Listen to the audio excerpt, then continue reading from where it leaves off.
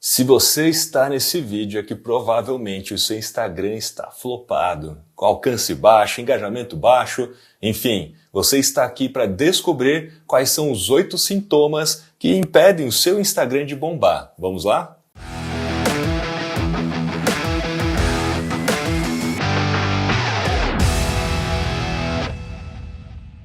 Antes de mais nada, eu quero te passar uma instrução. Sempre que eu der um dado que vale o seu joinha, vai aparecer esse sininho aqui, ó. Porque vai ter um dado e vai ter um insight. Sintoma número 1. Você não consegue transformar dados em informações, informações em hipóteses e testar essas hipóteses. Você olha ali o seu Instagram, aperta aquele botãozinho, aquele linkzinho, ver insights. Você até vê ali o número de alcance, impressões, mas não sabe o que fazer com esses números, não sabe o que os dados querem dizer.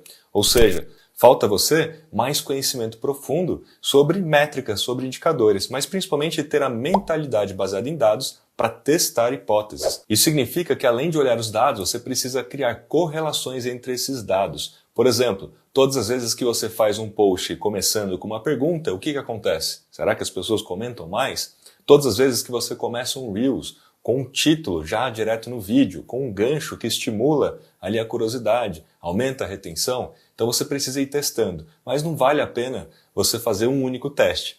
Por exemplo, um teste de dia ou de horário, uso de hashtag ou esses ganchos como eu estou colocando. Você tem que fazer vários dias consecutivos um teste com essa mesma mudança, com essa mesma hipótese, para que seja válido, para que você consiga excluir as exceções e olhar de fato se está funcionando como regra. Sintoma número 2, ver que os seus concorrentes estão crescendo mais rapidamente do que você, ver que os seus concorrentes têm mais engajamento do que você. Bom, como tudo na vida, a gente precisa ter parâmetros, não é mesmo? E é fato, você vai olhar os seus concorrentes, tem que ter parâmetros. Mas você também precisa entender que existem taxas diferentes de engajamento. Existe a taxa de engajamento do perfil, existe a taxa de engajamento dos posts. E para você se comparar com o seu próprio concorrente, você precisa fazer uso do engajamento público, que usam dados públicos, que todo mundo tem acesso. Nesse caso, você tem que comparar banana com banana. Você tem que pegar os seus posts, olhar um post determinado, por exemplo, somar o número de likes com comentários, o total disso você vai dividir pelo número de seguidores que você tem e multiplicar por 100. Assim você vai achar uma taxa. E assim você vai fazer também no seu concorrente. Vai pegar um conteúdo dele que você acredita que foi bem, vai somar o likes, comentários, dividir pelo número de seguidores que o seu concorrente tem e multiplicar por 100. Assim você consegue comparar o seu melhor post com o que você acha que é o melhor post do seu concorrente e entender se vocês estão compatíveis ou realmente ele está muito acima do que você. Se acontecer dele estar muito acima, o que você tem que fazer é mapear pelo menos 5 bons posts do seu concorrente fazendo essa taxa. E também mapear quais são os 5 piores posts do seu concorrente para que você consiga entender o que funciona para ele e o que não funciona para ele. Porque você também aprende com aquilo que não funciona para evitar de fazer isso no seu próprio perfil. Se não funciona para ele, provavelmente também não vai funcionar para você. E se você aprender com os 5 melhores, você pode também melhorar o seu conteúdo. Terceiro sintoma, você vê que o seu Instagram, de alguma forma, está crescendo o número de seguidores, mas não cresce em vendas. Bom, isso significa que os seus seguidores não engajam no seu perfil, não engajam com o seu conteúdo. Às vezes você está apertando o botão turbinar nos seus conteúdos, trazendo gente que até se parece com seus seguidores, mas esses seguidores, eles não engajam. Sabe por quê? Porque a maioria dos usuários do Instagram não engaja, a minoria que engaja. E essa maioria que não engaja custa mais barato a ser atingido pelo botão turbinar ou por qualquer campanha. Já essa minoria que engaja, obviamente, como tudo na vida, tudo que é mais escasso é mais caro, ou seja, é mais difícil, é mais caro encontrar essas pessoas. Então, em vez de apertar o botão turbinar, você poderia criar um anúncio lá no gerenciador de anúncios da Meta, com o objetivo de engajamento, porque quando você aperta no botão turbinar no Instagram, você vai criar uma campanha automática com o objetivo de tráfego para o perfil, ou seja, não é engajamento. E por isso que o Instagram vai preferir entregar daquilo que é mais barato e tem maior abundância, né? Só que a turma que vem e que te segue não tem o hábito, não tem o histórico de engajar. E aí sempre que você fizer um conteúdo novo, essa galera tende a não engajar, o que significa que o seu alcance vai flopar. Porque quando eles não engajam, eles não dão o sinal social necessário para o Instagram entender que aquilo tem relevância. E onde que está a história, de repente, do seguidor desqualificado que está parado e não compra? Bom, até você pode apertar o botão turbinar e ter conversões. naquele período em que o botão turbinar está ativo. Mas depois que você trouxe aquele seguidor que não engaja, não havendo engajamento, você vai parar de ter conversões, porque você vai parar de ter alcance orgânico, trazendo novos potenciais seguidores, e vai ficar nessa dependência do botão turbinar de alguma forma. Então, quando você atrai seguidores qualificados, mas que engajam, você continuamente vai ter alcance orgânico através dos posts e também mais conversões, sem ter essa dependência muito grande do botão turbinar. Esse é um ponto. Eu vou te dar um dado aqui. Um dado é sobre a taxa de crescimento e também a taxa de perda, que é uma taxa saudável para você perder seguidores. Primeiro, a taxa de crescimento. Hoje que está entre 1% e 2% por mês. Essa é uma taxa média mundial que está acontecendo. Então, quanto que o seu perfil está crescendo? Então, você vai pegar um número no final do período ali de um mês, um número no começo do período, o número de seguidores, e você vai entender qual é a diferença e o quanto que você cresceu essa base. Tem que ficar entre 1% e 2% para você estar na média. Essencialmente, obviamente, você tem que ficar acima da média. Só para ter uma dimensão, no meu último mês aqui eu tive mais de 6% de crescimento, de taxa de crescimento, para você ter um parâmetro. Dá para você também acompanhar isso do seu concorrente. Marque, né, registre quanto que seguidores ele começa o mês e quantos seguidores termina o mês, para você entender essa diferença e fazer esse cálculo também. Bom, mas todo perfil também perde seguidor. É normal. O que não é normal é você perder mais do que ganha, ou andar de lado. Então, ao dividir o número de seguidores que você ganhou pelos seguidores que você perdeu, o resultado tem que ser igual ou maior do que 3. Isso vai significar que a cada 4 novos seguidores você perde 1, e assim você consegue saudavelmente continuar crescendo apesar da perda. Se for menor do que 3, você não tem um perfil saudável. Você está andando de lado, não está crescendo legal. Então, cuide do seu perfil, cuide do seu crescimento. Sintoma número 4, você não consegue trazer a sua autoridade do mundo físico, do mundo offline, para o mundo digital, para o mundo online, principalmente para dentro das suas plataformas de mídias sociais. Se você vende alguma coisa, se você tem um negócio, ou se você é um creator que fala sobre um assunto, você deveria ser especialista nesse assunto. Melhor ainda quando você já tem uma carreira, ou já tem um histórico fora do mundo digital, fora das mídias sociais. Muitas vezes você tem esse histórico, você tem essa capacidade, tem histórico como empreendedor ou empreendedora, ou como acadêmico, ou como alguém que já fez grandes feitos. Você deve conseguir trazer isso para dentro das mídias sociais, perdendo, em primeira instância, a vergonha de aparecer nos vídeos. Porque sim, os vídeos curtos hoje são os principais formatos para que você consiga expor o seu conhecimento e a sua autoridade. Mas não é só no vídeo curto que a gente tem que ficar. Eu sei que é uma primeira barreira que você tem que vencer, mas não é só no vídeo curto. É necessário efetuar, é necessário criar conteúdo em todos os formatos. Porque a autoridade ela vai vir do nível macro para o nível micro, ou seja, de formatos mais simples, rápidos e curtos para formatos mais longos. Então começa com um vídeo ali no Reels, onde você vai responder caixinha de pergunta, onde você vai responder as dúvidas mais buscadas ali no próprio Google em relação ao que você conhece. Então você vai criar conteúdo daquilo que já existe em termos de conversa, já existe em termos de busca, ou seja, as dores, necessidades ou desejos de quem você quer atingir. Depois, logo que a pessoa começa a te seguir, é o momento de você começar a criar carrossel, o momento de você começar a criar uma imagem, o momento de você começar a criar conteúdo em um canal de transmissão e principalmente usar o Stories para começar a mostrar para as pessoas com maior frequência de vezes o que você sabe que elas ainda não sabem. E é assim que você começa a mostrar aquele nível de profundidade que não é só a coisa mais rasa ali do Reels. Aí então na etapa 2 dessa jornada que eu estou montando aqui, é onde você consegue demonstrar maior sua autoridade. O fato vai do macro então com o Reels ali, depois vai para o micro, que é um formato mais longo. O que é esse micro? Onde você vai ser muito mais preciso. Fundo de funil, criar uma live, por exemplo, onde você vai ficar ali 40 minutos, 1 hora falando com a pessoa. Ou você pode gravar um episódio de podcast para justamente impulsionar a sua autoridade para aquela pessoa. Convide, geralmente, quem está nos seus stories, porque nos seus stories estão as pessoas mais quentes no seu perfil, que já se envolvem mais. Convide essas pessoas para participar da sua live, assim você consegue fazê-las dar esse próximo passo no entendimento da sua autoridade. Sintoma número 5. Fazer posts com legenda curta, ou fica nessa dúvida de usar ou não hashtags, ou mesmo se deve fazer 1 ou 2 ou 3 stories. Ou seja, você fica escutando muitas falácias daquilo que deve fazer, daquilo que não deve fazer, mas não tem certeza de nada. Por quê? Porque ninguém se baseia em dados, em lógica, para te dar uma orientação.